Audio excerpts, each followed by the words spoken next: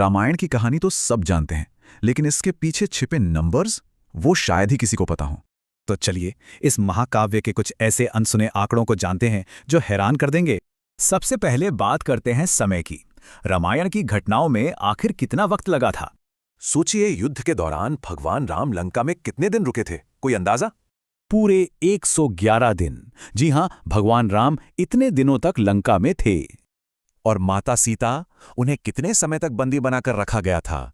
पूरे 435 दिन। वे इतने लंबे समय तक अशोक वाटिका में बंदी थीं। अब बात करते हैं एक इंजीनियरिंग चमत्कार की। राम सेतु कितनी जल्दी बना होगा? यकीन करना मुश्किल है, पर यह विशाल पुल सिर्फ 5 दिनों में तैयार हो गया था। अब जरा युद्ध की बात करते हैं। आमने सामने की लड़ाई और पूरी जंग में क्या फर्क था? राम और रावण का सीधा मुकाबला तो 32 दिन चला, पर पूरी जंग 87 दिनों तक चली थी। समय की बात हो गई।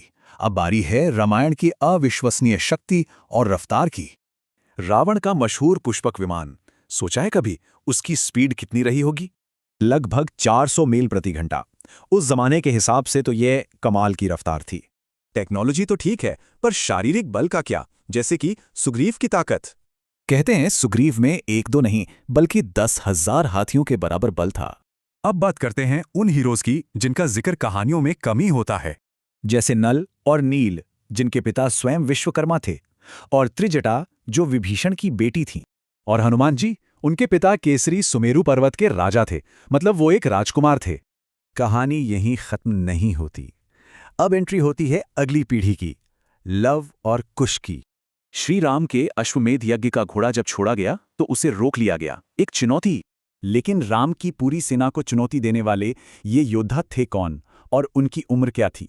सिर्फ 12 साल। सोचिए, इतनी सी उम्र में उन्होंने लक्ष्मण और भरत तक को हरा दिया था। तो ये छोटे छोटे आंकड़े, क्या ये इस महाकाव्य को देखने का नजरिया नहीं बदल देते?